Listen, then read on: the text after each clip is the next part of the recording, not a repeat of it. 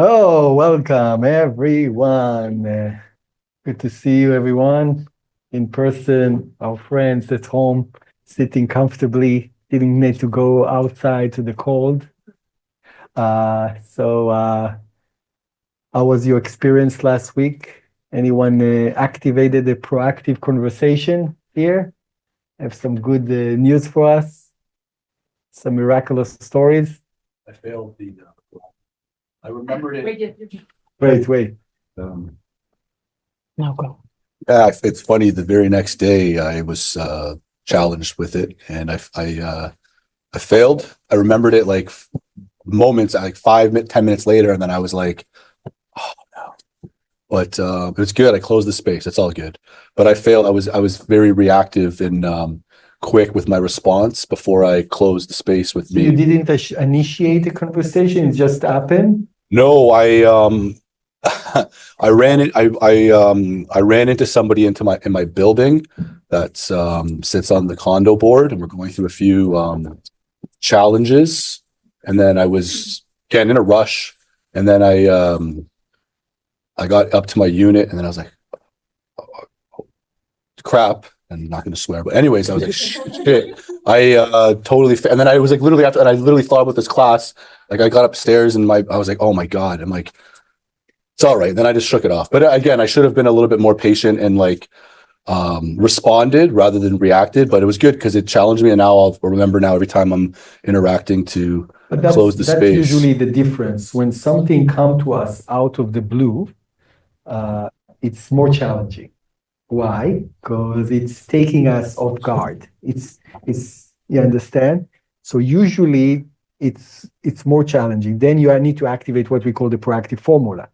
But we talk about proactive conversation. Proactive conversation, it means that I know that I have a space in a relationship and I decide to initiate it in a different way.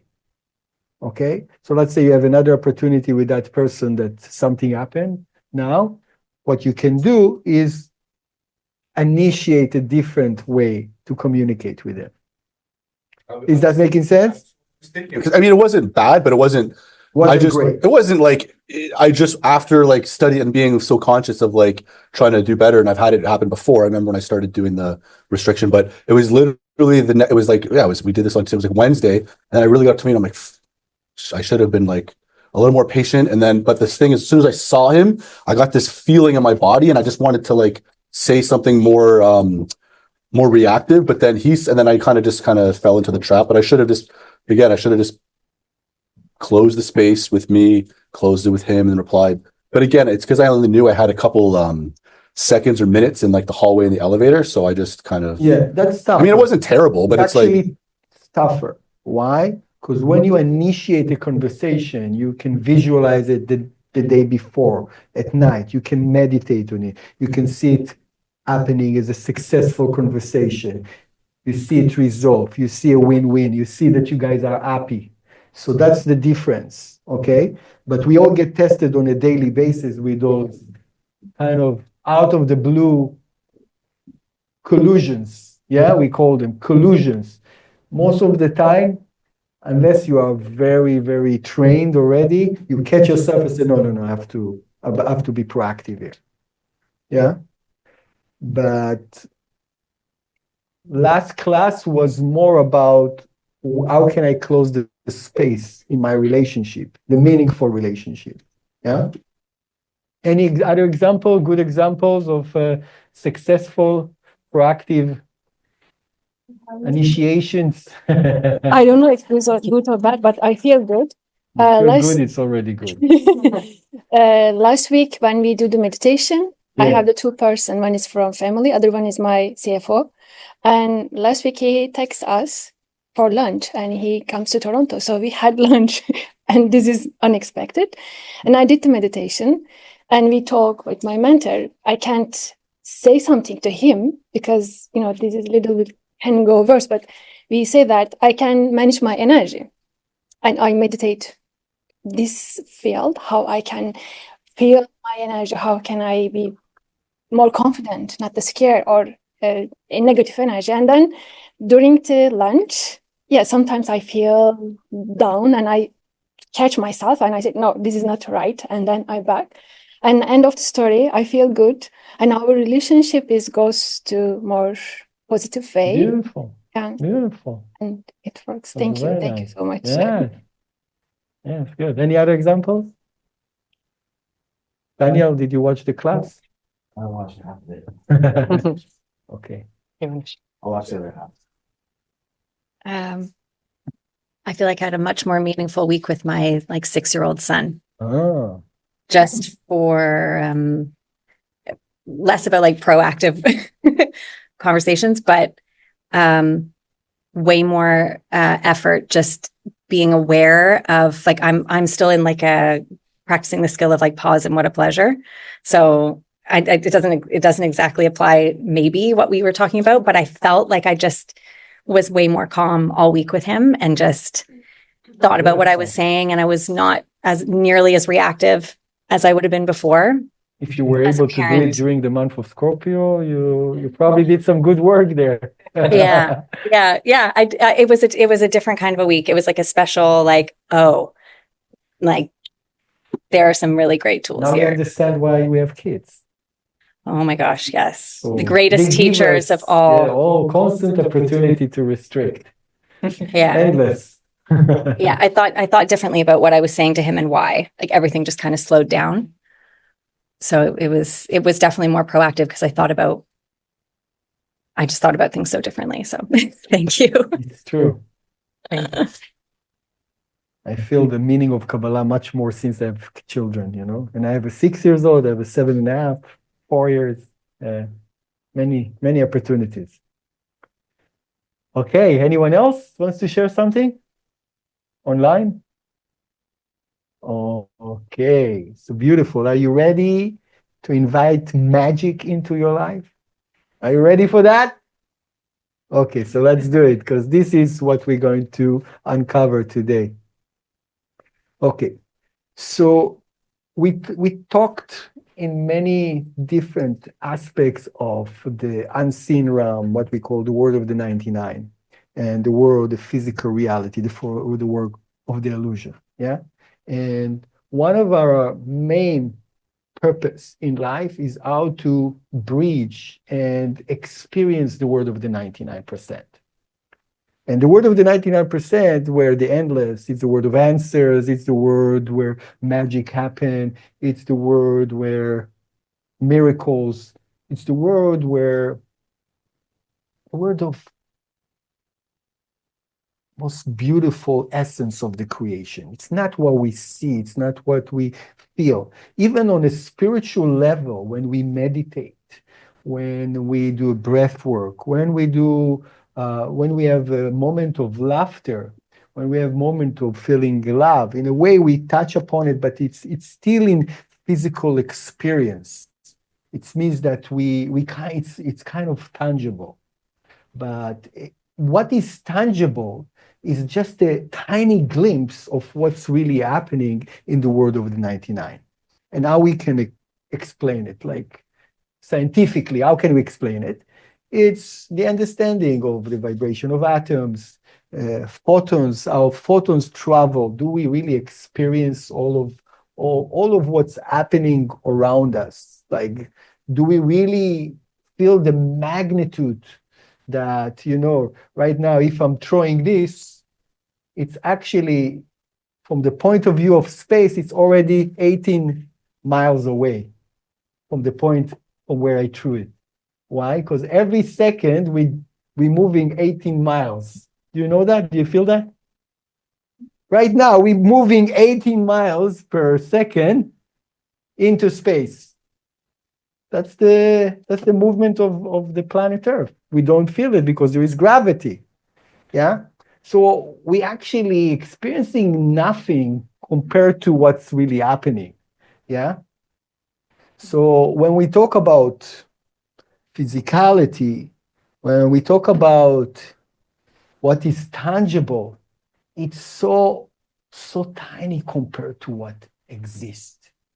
And as long as we keeping ourselves in that physical experience or looking for the validation of feeling happier, I felt very tired today. I said, okay, I'm not drinking coffee usually. I said, I'm going to drink coffee. I have to have some kind of energy. Yeah, it did something. But as long as we are relying on that type of energy, which is even for the people that looking into the world of energy, we must understand that it's just a glimpse of what exists out there. Yeah. Our teacher, the Rav, went to an event with his teacher then. And in that event, it was a cosmic opening, and the Rav was just in his beginning phases of spirituality.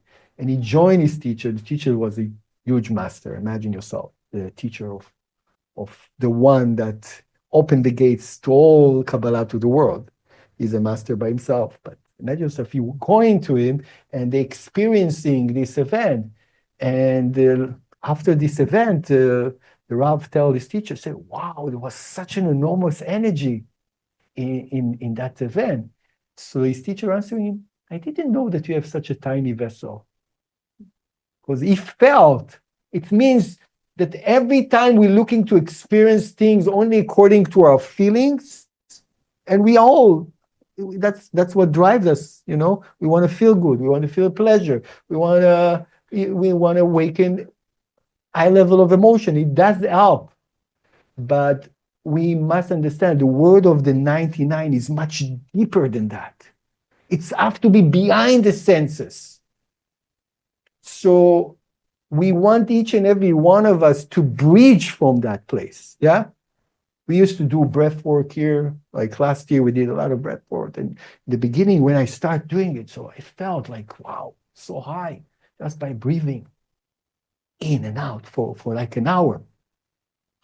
And it's always great, again. But do I really know that with my consciousness, the impact that I made cosmically, I cannot see that. Do we really see what's happening in this room right now? In the unseen way? Do you see angels? Do you see entities? Do you see the auras of each other? You understand? So, meaning that even though we are not there, we need to be aware that this is one of our goals, is to be there. Even if I cannot see it visually, but I want to activate this world. As long as I'm staying in my five senses, looking for experience of feelings, of love, of seeing, of all those tangible things that seems to be obvious, I cannot really explore the magic of life. Okay? And therefore, this is how we climb that ladder. And that ladder is towards the endless. Meaning, what does it mean, endless? It means that there is endless experience that can happen. So someone can say, wow, I feel energy, and say, okay, I stop here. What do you mean feel energy? Okay? Someone feel that he is a bit of a prophet. He has a clairvoyance. So I say, okay, no, I have that, so I can tell people what I think, what should they do. But this is also limited compared to the endless.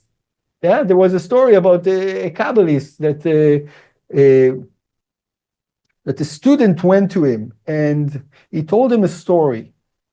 And so he said, wow, I can see what will happen to you. I see that tremendous chaos will happen to you. You should run away. Someone going to beat you up. You should run away from that situation. And then the teacher of that Kabbalist came out and said, oh, what's going on here? Please tell me the story. So he told him the story. He said, you have nothing to worry about. You have nothing to worry about. Just stay home, stay put. Everything's going to be great. And when you receive the opportunity to ask whatever you want, don't be afraid to ask it. So it appeared to be that this person couldn't pay his rent. And the owner of the house told him that if he's not going to pay the rent, he's going to come on that certain day and he's going to beat him up. That's it. Beat him up and kick him away from the house. So So he decided to listen to the higher level of Kabbalist. And he stayed home. And what happened? The first Kabbalist was right. He came and beat the heck out of him. He was completely broken and winded. Yeah. And that's how he stayed. But then the owner of the house went back home and talked to his wife and said, "Did you see this person, Joe, in the market? I didn't see him today. Every day he comes and help me with the groceries, put them on the cabinet, and help me. He's so kind. I haven't seen him today."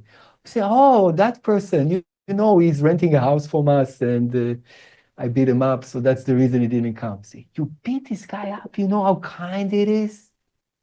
Every day he's helping me with the groceries.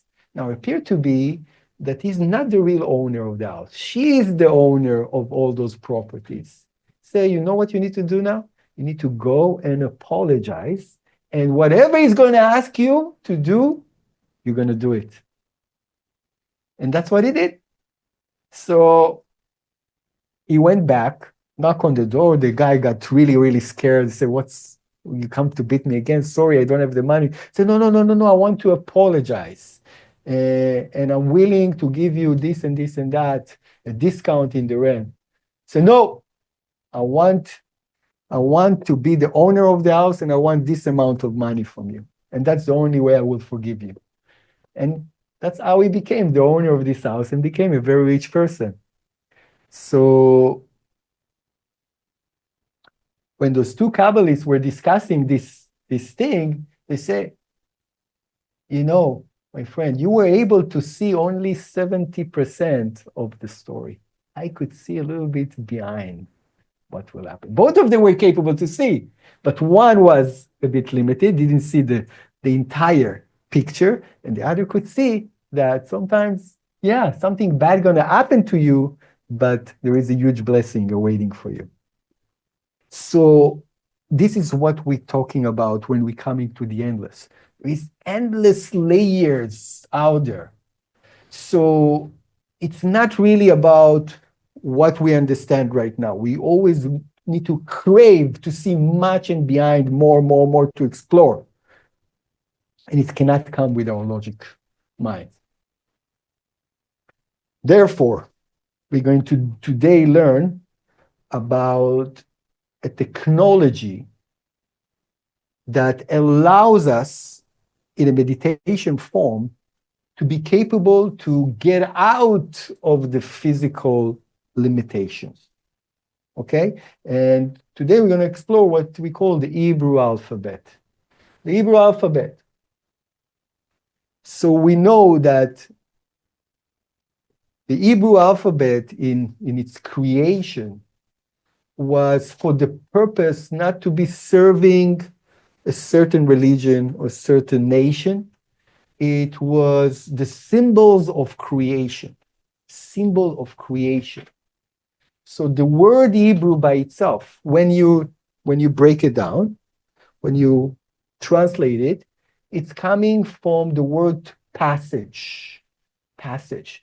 So those symbols, this technology was created to pass energy from the endless to the physical reality. Okay? And I found an interesting video that I want to show you. Okay? It's not made by the Kabbalists, but it's very much aligned with what we teach. I thought it's very nice. Let's watch it for a few minutes. So let me just put it so also the people online can see.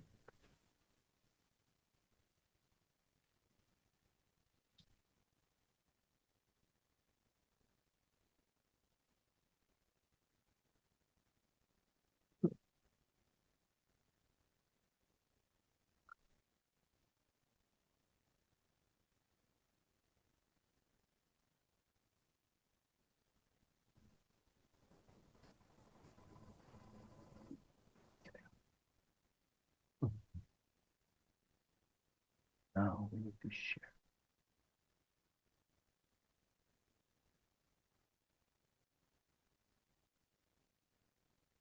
Hi. Oh.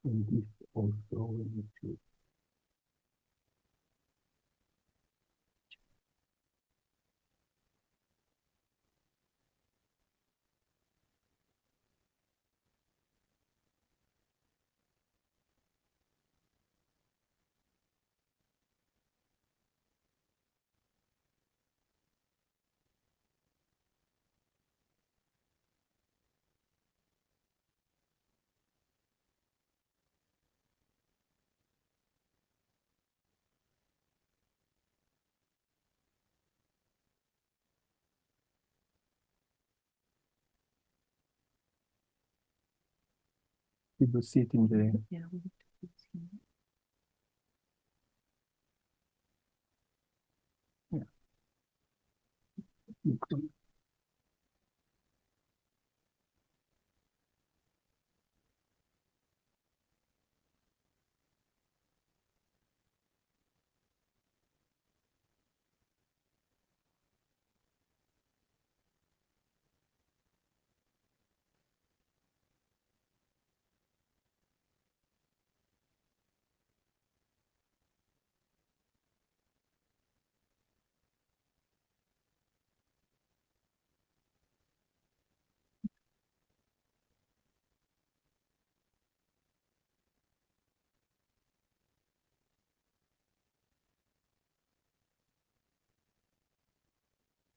Tell me if you see it or not.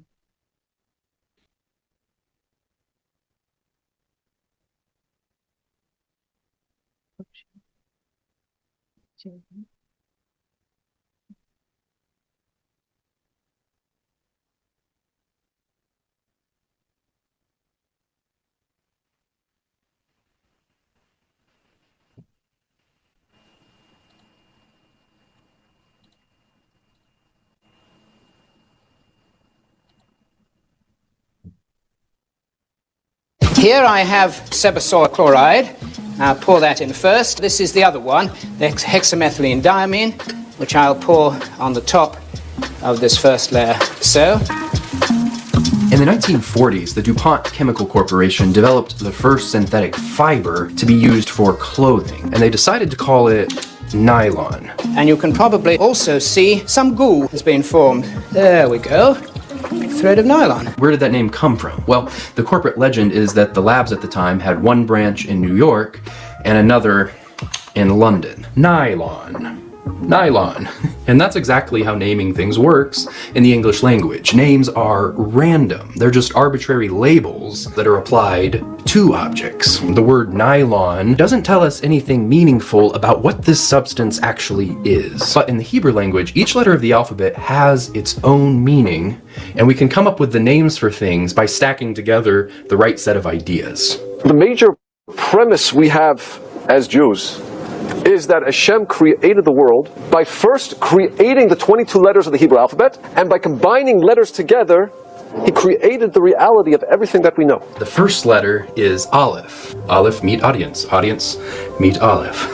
And Aleph always has a connection to God. That might be why it's the only letter in the alphabet that has no pronunciation. It's not a vowel, it's not a consonant, it's completely silent. And you can find that connection to God in the words that begin with Aleph. Aleph means the leader of an army. Ahav, that's a good one, that means love. Most of the names for God, obviously, are going to start with Aleph, right? Elohim, Adonai, as well as the name for our species, Adam.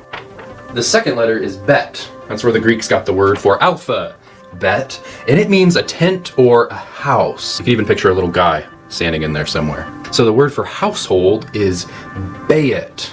The word for womb is beitin. And really interesting, if we put a bet at the beginning of any word, it just becomes a preposition that means inside that thing, like a house for that word. So in the womb is bay betin, and in the house is bay bayit. Really cool. The word for the first city in the Bible is Babel, and that word also starts with two of these bad boys, Bet, Bet, Lamed. That Lamed, where's my Lamed?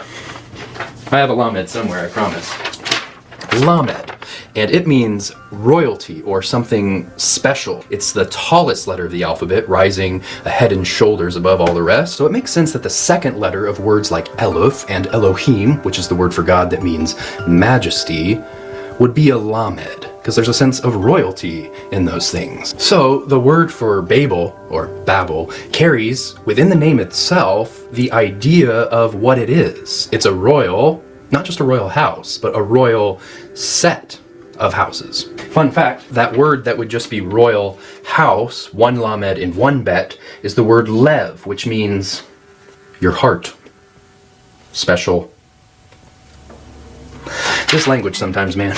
Actually, I'm going to need that bet back. If we have Aleph and bet, we have the word Av, which means father, a connection to God in the home. You know, there actually is another language that works like Hebrew that tries to name things in a similar way, and it's the chemical language. The chemical name for nylon is C6H11NO brackets lowercase n. Nice name, huh? It's pretty bulky, but it's actually a pretty useful name because it tells us something about what this substance is and how we could recreate it. The chemical language, like Hebrew, tries to describe reality from the inside.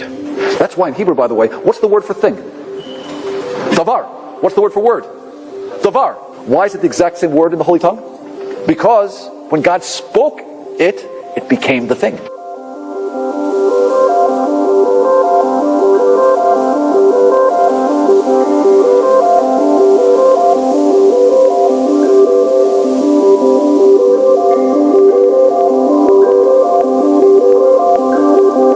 Did you know that there's a word in the very first verse of the Bible that hasn't been translated into English? I'm serious. Genesis 1:1. Bereshit, in the beginning, bara, created, Elohim, God. But wait a minute, what is that word? And why hasn't it been translated? Et. What is et? Well, if we take a closer look at this word, it's two letters. We have an aleph, which is the first letter of the alphabet, and a tav, which is the last. Bereshit bara Elokim. In the beginning, God created et. He created the aleph through taf. That was the first creation. The creation of the aleph beit, of the alphabet. So now this is a very interesting premise, because it means that if we know the meaning of the aleph beit, we can know reality. Even if I didn't know the alphabet, but I knew reality, I knew what something meant, I knew what a chair is, I know what a table is, I would come up with the language myself. That's how specific it is. That's how exact it is. We already saw how those letters for gift and seeds spell the word for garden, gan. Now, if we add an aleph to the beginning of this word, this changes the word from garden to pelvis. One more. If we change the last letter to a mem, which signifies water, we get God's gift of water, agam. What do you think this word means? You might have guessed it. It's the word for lake. I won't say this is an exact rule for every Hebrew word, but it does exist at least as a poetic ideal of the language, that you should be able to look at the letters of a word and tell what it means. Here's a list of all 22 letters and the ideas that they represent, and the ideal is that with these 22 blocks, you should be able to create the right name for any concept. Now, there's a lot more to the story of the word et, because it doesn't just exist in Genesis 1:1. It actually appears over 11,000 times throughout the Bible, and it's never ever translated. But many Torah scholars say that the first time that it appears in the Bible, it means literally God created the alphabet. And this seems like a pretty compelling theory, given that the very next thing God proceeds to do is form reality by speaking the names of things. And then he gives our species a name, and then our first job is to name the other creatures. I had always wondered why the Bible seems to be so obsessed with names, and it may be because in the very first verse, we completely ignored the meaning of a word.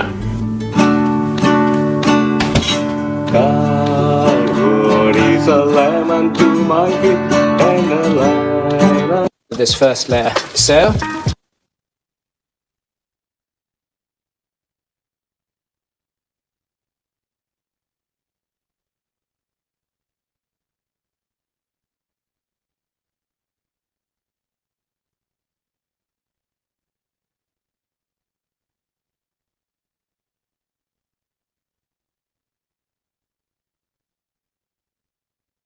So as it explained, the word "et" symbolize really. Soon we're going to see it on the PowerPoint. But what it symbolizes, it's the Hebrew alphabet. So the very first thing of creation was those symbols that when you connect them together, like what is the symbol, the chemical symbol for water? H2O, which is hydrogen with oxygen. Exactly. So when you connect those two things together, what you get? Water. So the way the world was created, the delivery of that energy was through combination of those letters that created them physically. Okay? So behind anything that is physical, it must be vibrating on those sequences first that we don't see because they're pretty much energetic, they're unseen. Yeah, so if you saw, for example, the word of the Matrix, like Neo was able to see the people as numbers, so the directors of those movies, they were actually students of ours. And that's how they came with that idea after learning this class.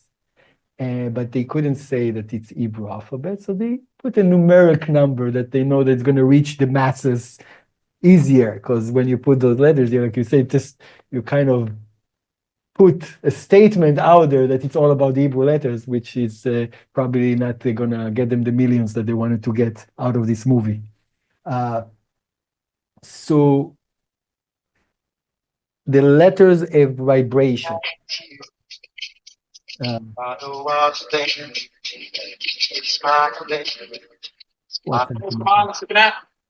it's the YouTube? Someone? And put a pointer so I can move it. Yes. So this is the 22 letters of the Hebrew alphabet. As you see, it's starting with the Aleph in the beginning, which represent the A in the English alphabet, and the Taf at the end. And we didn't mention it here, but each and every letters has also numerical weight to it. Starting from Aleph to the 10, to the Yud, from 1, 2, 3, 4, 5, 6, 7, 8, 9, 10. And then it starts to jump in tens. 20, 30, 40, 60, 70, 80, 90, 100. And then it's jump in hundreds. 200, 300, 400. The last letter, numerical weight, that's where numerology came from. That numerology become very famous in this world, but it's not necessarily the numerology that refers to by the ancient Kabbalists. They change it a little bit. So we're going to touch upon it a little bit more. But the idea is that the weight of a letter or weight of combination of letter show on its energetic influence, impact. And it could be that combinations of different letters bringing to the same numerical number. Is that making sense? Yeah, I will show you that it's going to be a little bit more clear. You see that we actually did that. Okay, perfect. You see? So 1 to 10, 20 to 100, and 200, 300, 400. Okay, so as there are names to everything, we named everything. As soon as a new soul coming to this world, we give it a name, isn't it? But name, the word name in Hebrew, it's called Shem. Shem. And the word soul called Neshama. So Shem, Neshama, it means that when we're naming something, we're actually naming the inner energetic meaning of it. Meaning that when we call upon something, we're not calling upon his body, because who are we really? Are we the soul or are we the body? So just to tell us that in naming something, you name the energetic essence of what it is. So when you say stone, which in Hebrew it's Evan, you're actually giving the the numerical, energetic feeling that it has, like H2O. You got it? It's not like a, associative language like most of the languages out there and the playing of words. It's not. It's all about energy, the Hebrew alphabet. Meaning, and they say that as you come here, maybe you've been introduced, we're talking a lot about the names of God. There are many different types of names of the creators. So what does it mean, the name of the creator? The creator is one, he has many names, so we know that the endless, which is the creator, can have many aspects to it. Even the aspect that is inserted inside of us, that is the soul. Therefore, we constantly dealing with the names of the creator. And he mentioned in the video that many of the different names of the creator are beginning with the letter Aleph. Why? Because Aleph represents the seed of everything. Is that making sense?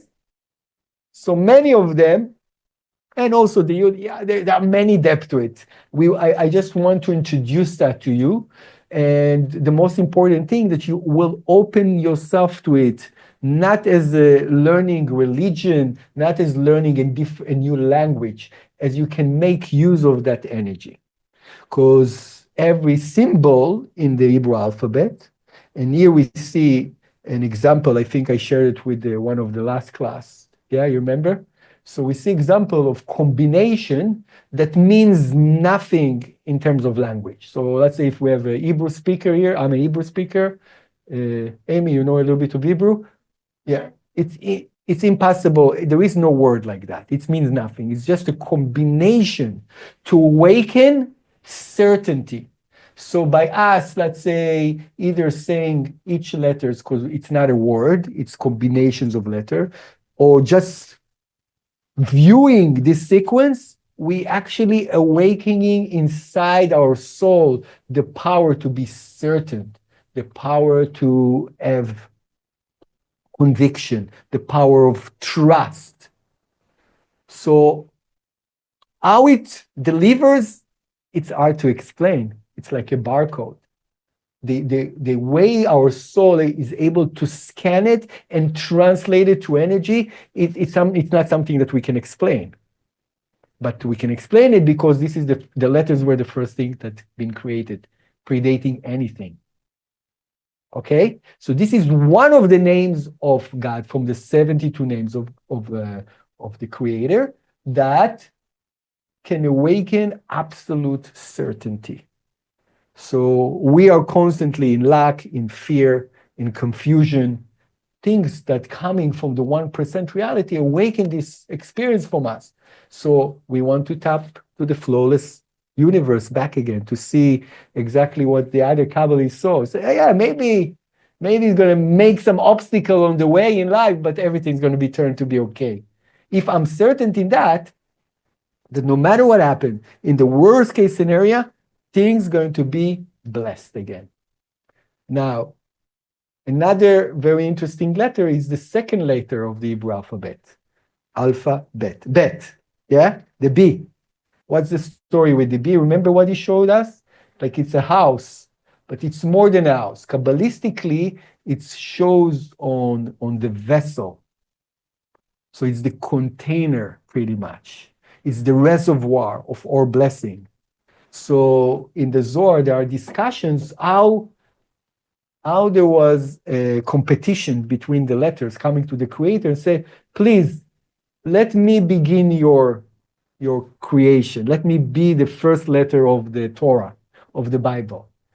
And everyone came with his excuses, and the Creator say, yeah, but you symbolize that. There's a very lengthy discussion in the Zohar. But which was the letter that was chosen to start the Bible? Do you know? The bet. The bet. Why? Because it's the endless reservoir. Even though Aleph is very important, but the bet was chosen. Why? Because the bet is also the beginning word of a pool, a reservoir. It's the connection to what we call the Bina, consciousness, the reservoir of all energy. It's the first letter of the word blessing, In English also, it's with a B. Interesting, no? Bracha, blessing. So everything is very, very sophisticated, arranged in a very sophisticated way. It means that it's not a man-made language. You understand? It's not like the other language that's made by us. It's something which is divine. Therefore, it's universal. It's never meant to be served only tiny country out there in the Middle East. It's meant to be for all of us to use. So by using this combination on a daily basis, I'm awakened certainty. Okay, so this is one. So now we're going to touch upon the numerical values of things, and you see how magical it is. So there is the word love, such an important word, and there is the word care, and there is the word one. Now, it's appeared to be that all those words, when you come to Hebrew, are equal in their numerical value. They all equal 13. Care, love, and one. It's interesting. So it's showing us, it's actually defining us what is real love. What is real love? When you truly care about a person. What is true love? When you are one with another person. True love is when you care for someone as if they are one with you. There is no differentiation, no competition. Okay, any questions so far? I know it's kind of which dashes? One has like 3 dashes and the youth has 1 dash. You mean those Yeah, on like top? yeah. Okay, yeah, it's a good question. So over the years, there was a development of the way those letter looks. And the last version that it's been developed to, and that's the way it's written on the parchment in the Old Testament, in the Torah, it's called Ashurit. The font is called Ashurit, and this is what we call the approved one. This is the 2.0 version of the letters. You understand? It's the most upgraded version to receive energy. So those tags actually are crowns. That's how the letters drawing their energy from the endless. They call crowns, very important. So this is like in terms of energy, this is the most approved and most powerful way to receive energy from the Hebrew alphabet. Because you can see it in many different fonts. There are endless fonts these days in every language. But this is like when you come to the center, we use only this way, only that version. All our books written in that way, and so on and so on. But now we understand that numerical weight show on some kind of affinity and give us secrets about how we can decode understanding. There are many, many depth to it. Okay? So here we're coming to the combination and the famous chart that it's first was written in the book of the Zohar. We're going to explain about the Zohar, but the Zohar is the main script of Kabbalah. That's where all the secrets were revealed. And the center, the Rab and Karen opened those combination to the entire world. Even in Judaism, they were never put any attention to that. They were putting attention that the prayer should be something that you praise, that you call upon something. You ask from the Creator for something. Yeah, but the Kabbalists revealed that the depth is not really to call upon. It's to learn how to dial the right number to the Creator. Because how many people praying to God and there is nobody home, nobody's answering them. So they ask, maybe it doesn't exist. We say, no, not that it doesn't exist. You don't know my number. You don't know how to call me.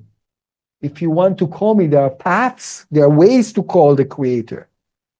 So, and this is the technology. It's pretty much a technology. It's not about religion whatsoever. It's all about learning to activate the different combination. So the 72 names of God are deserving a class by itself. But since we introducing to you, it's all about this chart. It's all about activating the highest intention and intensive energy that comes from the creator, that can create mind over matter. This chart, when you use with the right intention, with excitement, with open mind, you can defy matter. You can create miracles to that level, to that extent. So, of course, you look at me saying, we didn't expect that.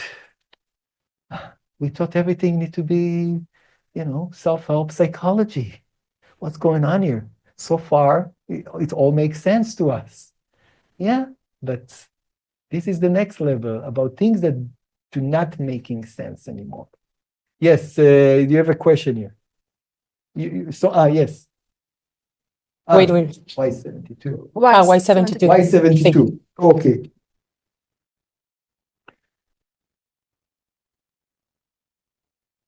It's actually been taken from 3 verses in the Torah that brought those combinations together. That's the root of that. And it's related to the crossing of the Red Sea, how they parted the Red Sea. Exactly. That's the story.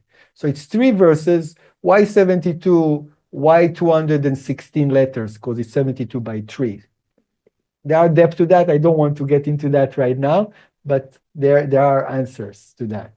But the most important thing that we can scan those charts on a daily basis, and we're going to send you a picture of it so you can use it. You can scan from right to left, up to down, and that's how you, with the intention of activating miracles for the day and crossing any obstacles that are going to happen during that day. Okay? So each name also has meaning. You remember we touch upon name number, where is it? We touch upon this name here. But the many other names that we can use, I recommend to get the book or the booklet that relate in the meditation of the 72 names that explain about each and every name there that you can focus individually. So if you're looking for soulmates, if you're looking to overcome addictions, if you're looking to overcome fear, sustenance, passion, I'm just looking and I'm translating, self-esteem, happiness, removing negative thoughts, healing, unconditional love. So I'm giving you just examples of different names. So any sectors of life that you want to activate, it's meaning that if you're lacking it, it means that there is a block. There is a blocked energy somewhere in your meridians in the body that need to be released. So by scanning the certain letters, you actually open the block of that exactly block that exists within you. So yes, so this is introductory to the 72 names of God. Now, one of the most important technology that we use only in the Kabbalah Center, again, not in Judaism, not anywhere else, it's the Book of the Zohar. This is one of the volumes of the Book of the Zohar. Now, the Book of the Zohar is interesting. It's not written in Hebrew. It's written in another language that using they're coming from the same family. You know which language is it? Beside the mentors? So it's using the language called Aramaic. And that's an ancient language that's been used in the ancient time. And that's even as an higher level of sequence. This language, even though it's a sister language to the Hebrew, it's using like French and English. Yeah, they're using the same alphabet, but they sound different. They mean different. Yeah, but there are some similar words because everything comes from Latin. that's that. But the Aramaic is a special language that been spoken by many righteous people throughout the history. Why? Because that's where the way for them to manipulate the negative side. Because every time you say something, the negative side knows it too. Yeah? But it says that this sequence is able to manipulate our opponent. So it's one of the most powerful sequences that help us to fight our own opponent. So people, what we saw that people that were starting to use the Aramaic reading and scanning the Zohar, they saw tremendous miracles. The energy, everything shifted. Why? Because this language immediately connected them to the concealed light, connecting to him to the realm of the 99%, to the word of Binah, that you can bypass processes. You shorten the processes. It means that you don't need to go to the hardship of your karma. You actually shorten the processes. So it's beautiful, but it's require a lot of desire, meaning to sit, to scan 15 minutes, half an hour. Maybe you start with 5 minutes a day, but some of us sit even for an hour a day just doing that. Yeah. So saying, oh, what, I'm going to do this for 1 hour. I won't feel anything. I'm going to waste my time. I have so many things to do. But if you know that you're going to bypass so many processes and so many miracles will happen, who cares? It's easier scanning the Zohar than going out there to the mud and start fighting how to survive in this world, isn't it? So it's something that you need to test. Usually I don't recommend to test it for 1 day and expecting all the treasure of the world to come to you. Test it for, let's say, 6 months, okay, on a daily basis. That's the minimum requirement. And you could be that after a week you already see miracle. Don't stop because the miracles are endless. Don't waste and say, oh, I got what I want. Someone scanned the Zohar for a week, found his soulmate, say, okay, thank you very much. I don't need to study Kabbalah anymore. I don't need to meditate anymore. Everything's good. Does it make sense? It's happened to many of my students. The moment they got what they want, they quit. And it's okay to stop when you get what you want, but the idea is that there is endless blessing. Why to stop? Why to stop when you get what you want? Because everyone comes with expectation to solve something in his life. True? I want this, I want that, I want to remove this, I want to remove that. But don't stop because there is endless blessings. So we've been working, the mission of the center, I tell you, what the Rav found out, that the vibrations that coming from the Zohar, it's so powerful that everywhere the Zohar will be present, immediately it's clearing out the energy in the house. Some people sleep with it. Now we created an amulet with the Zohar on a nano level that many of us start like carrying the Zohar here. See, all the entire Zohar is printed in a nano layers on this thing, on this pendulum. So it's crazy. It's a very new product, and when I put it, I start having crazy dreams that I didn't have before. So it's unexplainable. But we printed different versions of the Zohar. The complete set of the Zohar, as you see here, is on 23 volumes. We have the 1-volume Zohar. We have the section of healing and protection that we carry with us, Zohar. It's called the Pocket Pinchas. Victoria, can you show everyone? I saw you pulling it out. Yeah, the small one. We carry it in our bag. And now we also, for the convenience of everyone, we created an app where all our teachers that speak Hebrew all around the world recorded their voice of the Zohar, and all the Zohar is printed in this app for download. So today I want us to work a little bit with this. It's a free app. It's a free app, so maybe start downloading it. Whatever machine that you have, if Android or Apple, either scan or just say the Zohar app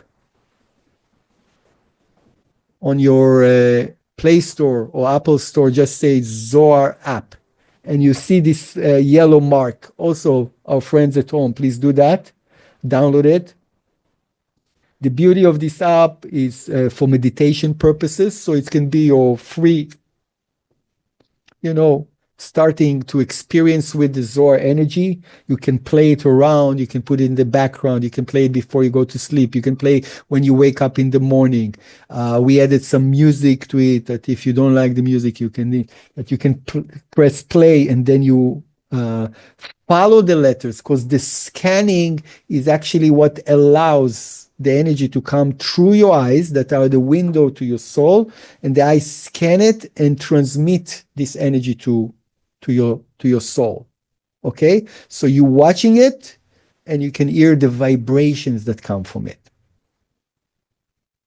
And of course, on top of that, you can find some teachings that coming from the Zohar, and the Zohar also divided beside the weekly energy, because it's going on a weekly basis. You will see what is the current energy of this week. So you can scan from that, or you can choose to connect to the Zohar from subject point of view. So it's divided to subjects. So if you're looking for soulmates, you're looking for more prosperities, but it's not that you're looking for the answer. You're looking for the energy that allow you to do things differently, to empower you to overcome the fear that's related to that blockage in sustenance or soulmate or healing. You understand? You're not looking for the quick answer. You looking that the energy will charge you up with the power to overcome the blockages that created the lack of health, the lack of prosperity, and so on and so on. Okay, so do you see the different subjects there? You can see it on the Zohar app.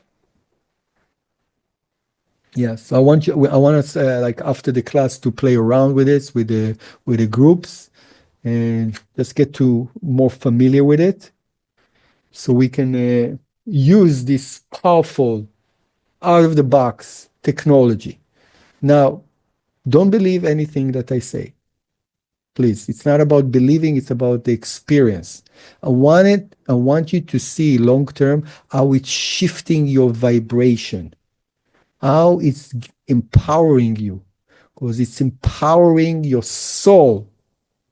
So you feel stronger, not immediately in one day, but a week, two, you will feel that you see the world differently. You can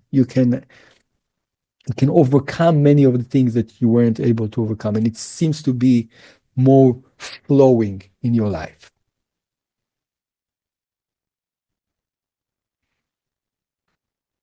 Question? Yeah. Please. Just Marilyn, can you say the word for God on the Hebrew letters for her?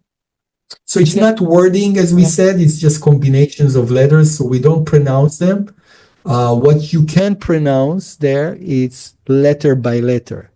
So if the combination of certainty is built up from the letter Ain, Resh, Yud. Okay, so you can say that.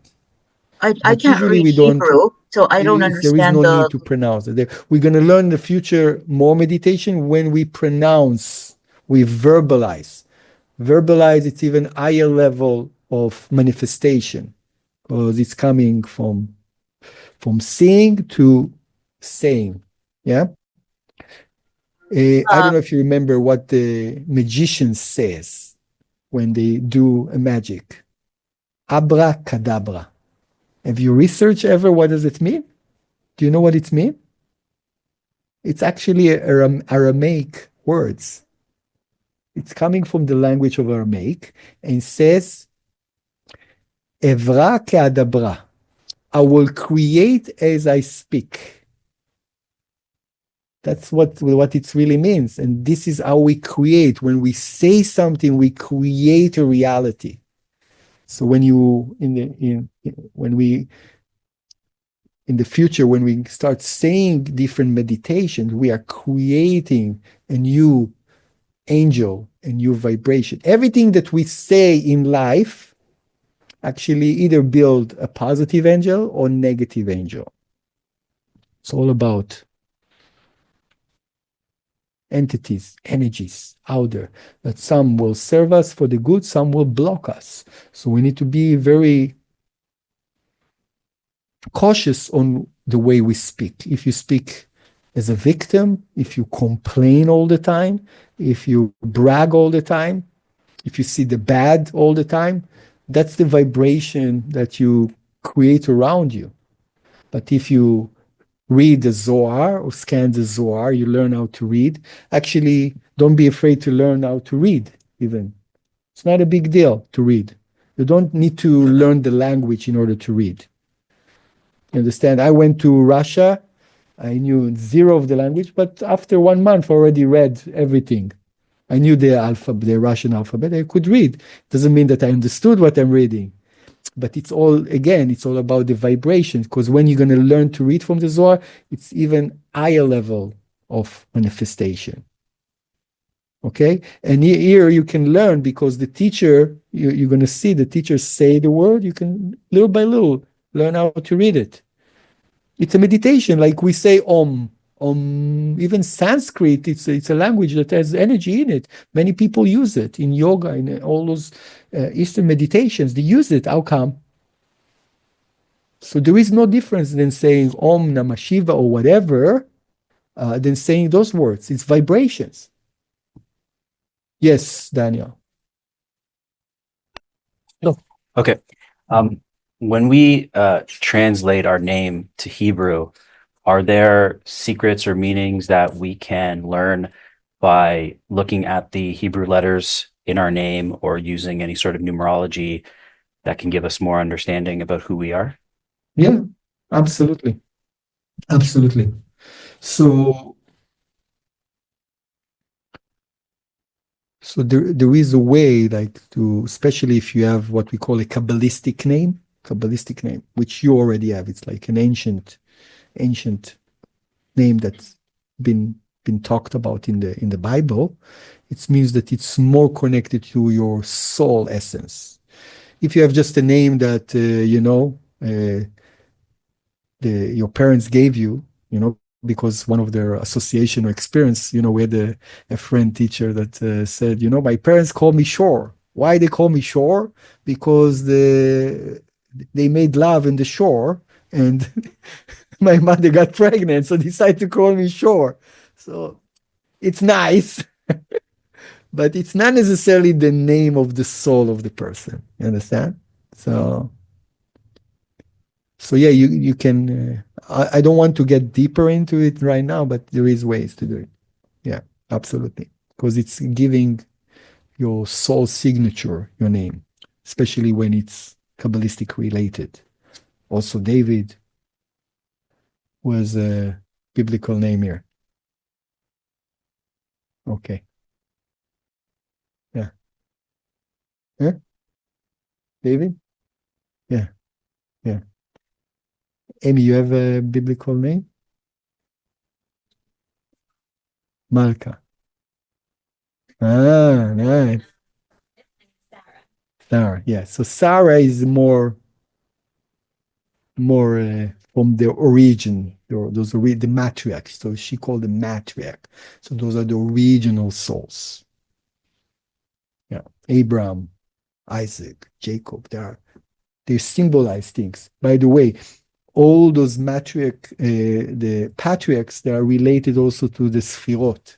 So Abraham, for example, he was in charge on Chesed. You see the fourth Sphira on the right? Chesed. And Isaac, his son, is in charge on Gvura, is the chariot for that energy called Gvura, which is judgment. Below that, Tiferet is Jacob. And then Netzach is Moses. And Od is Aaron. Yesod is Joseph. And the last one, it's David, which represents the Malchut, the kingdom. Yeah, it's called the kingdom. So he represents the one that manifest things in the physical reality, bridging the eternal reality to the physical reality. Okay, this is help you a little bit too. There are many, many secrets. We're just starting, guys. This is the more mystical part of Kabbalah, not the psychology part of Kabbalah, as we call it. More questions? Look. Just the symbolism of the ladder. What was the ladder representing again then? Like you used that last time too. What's the ladder? I noticed there's a lot of these ladders on all the pictures of Kabbalists, like the clouds or whatever. For example, the Zohar translation called a sulam, the ladder. Why the ladder? Because we are constantly can climb the spiritual ladder.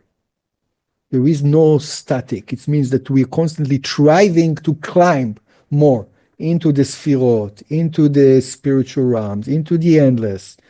You understand? To cleave more to the Creator. The Creator is above all those sphirot. Even those sphirot are named. So when they're named, they already have some kind of identity. They're less than the endless. The endless is above that. The endless, they call it the endless because there is no name to it. And that's the entire essence of the Creator. It means it's everything. So we want to climb. More questions? Is it interesting to you guys? You excited to explore that? To put your logic mind aside for a second? Stop bothering you? Good, bad, happy, sad. Yeah? This is behind. Okay? So experiment with that. Then start experiment here with your groups. Now, any questions online, guys? Girls? Everything is clear? Okay, beautiful. So, yeah, all of those scripts are available in bookstores, online, and here if you want to start exploring them.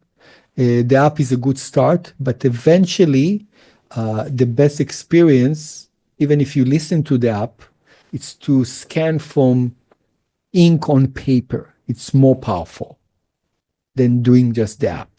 Okay, the app we did because we want to that this vibration going to be played out the entire world. They say that if every person going to start, using this technology, we're going to shift all the negative limited vibration that exists right now in the universe. So, for example, this past year, we gave away 1 million books of the Zohar because we found out that everywhere the Zohar goes, immediately the vibration started to shift. And that's the reason we want this one. We want a copy in our house. We want a small copy maybe to sleep at night. We want a small copy where we have healing problem and to put it on us. We want to scan, we want to read. It's changing vibration. It's all about energy. It's not about learning another language. It's technology. Remember that.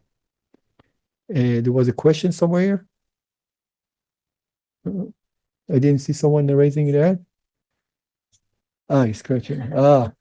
Trying to trick me. Okay. Yes. Thank you. I don't understand. You're saying just a belief in that there's great energy there is the starting point? It's not about understanding, because understanding relates to the logical mind. But so you're saying we have it in our possession, Zohar, we open it up. We can't, it's... By the way, there is a way, because there is a translation to English that you can start exploring. But that's a complete different path of the Zohar. It's the studying it. Okay. But even though I know the Aramaic, I know the Hebrew, I know English, there are times that I'm just focusing on vibrations, reading, scanning. I'm not focusing right now intellectualizing the lesson. Now we intellectualize everything, yeah? You read a book, you try to understand. But that part is putting your logic mind aside. And just like you do a meditation.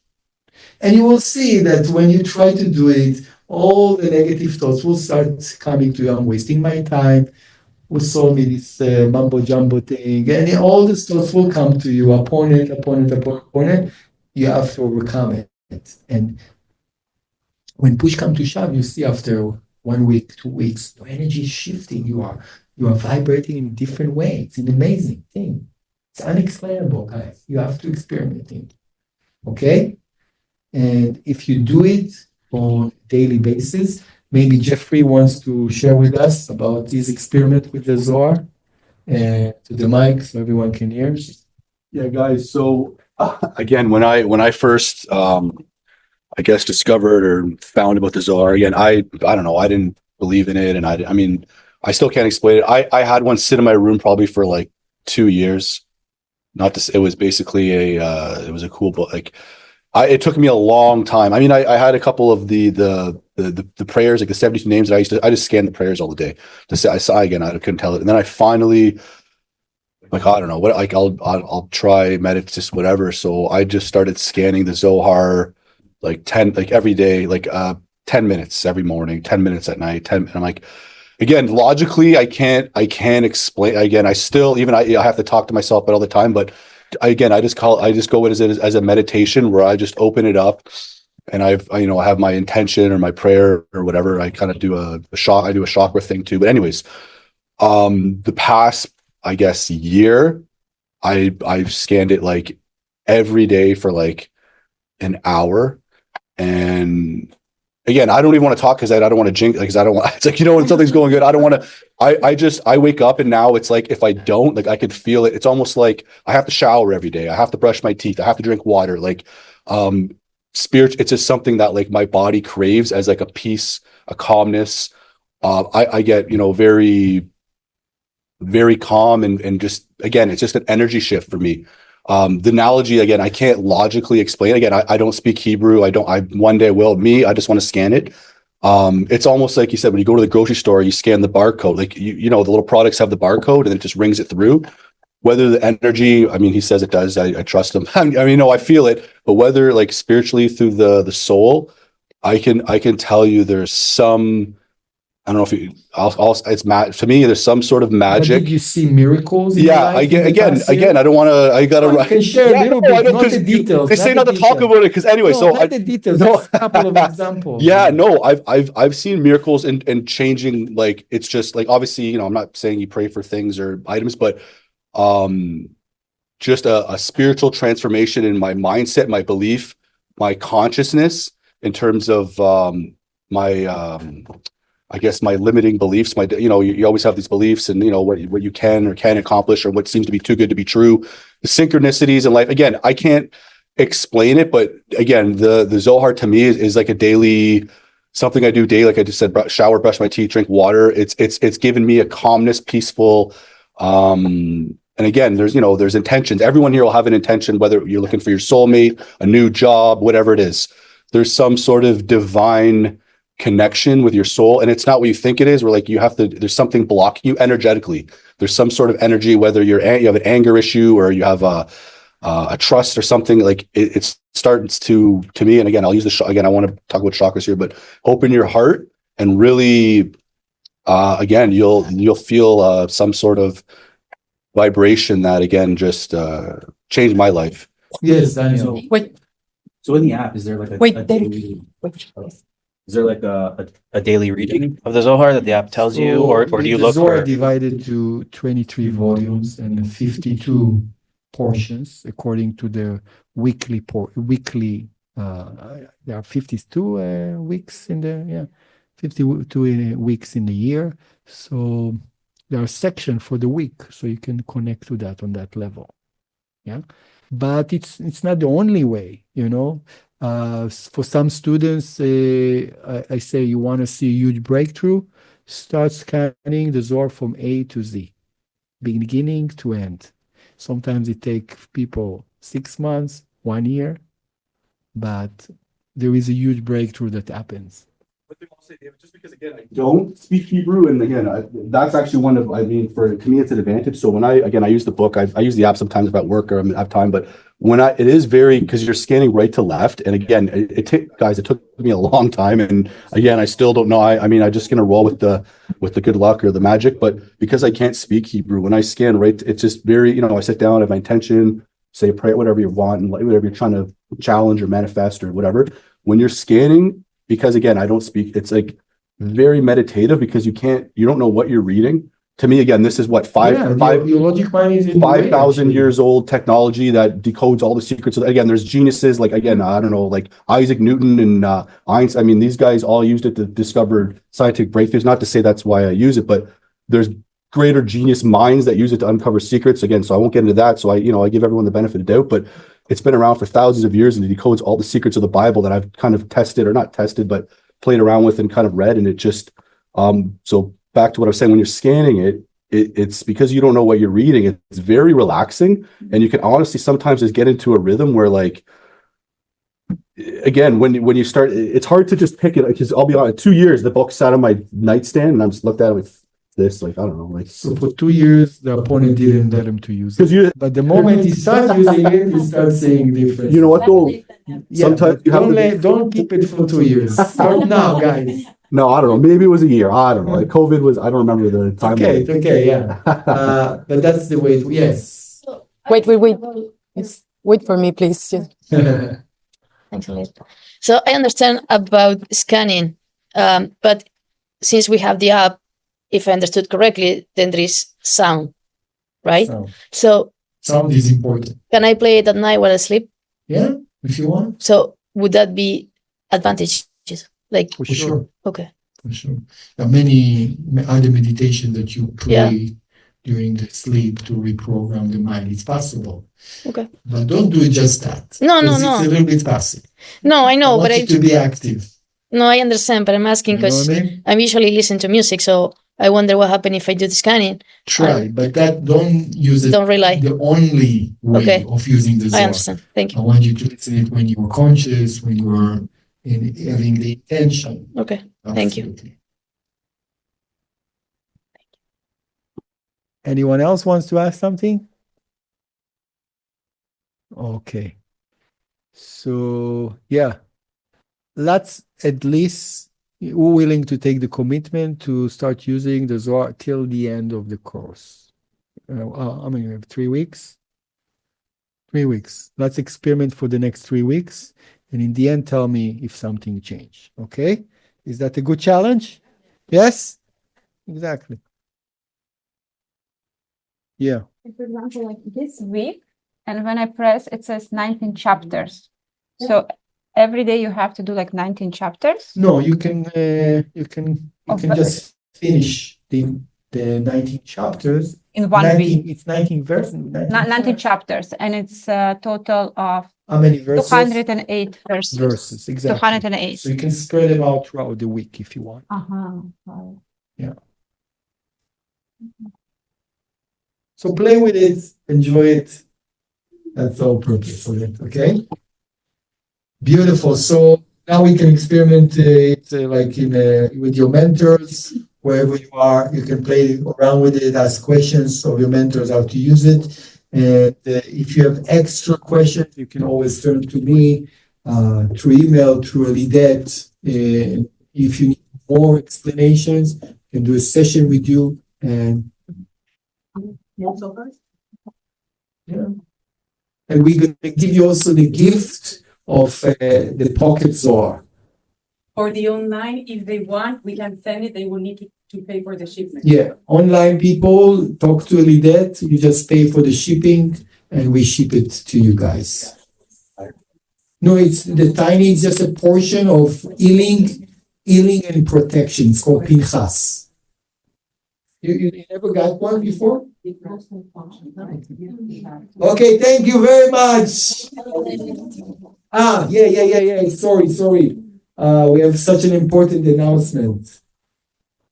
So the announcement is that we're reading of the month of Scorpio.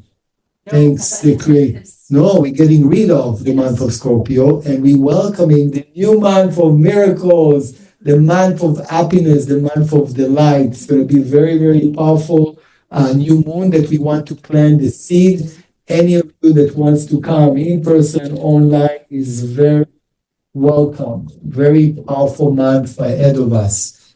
So we want to learn about it. We want to plant the right seeds so we can extract the most that we can get from this new moon. Okay, it's Sunday. Not super comfortable, I know, but we didn't call the day. That's the opening that exists out there. Okay, so thank you very much.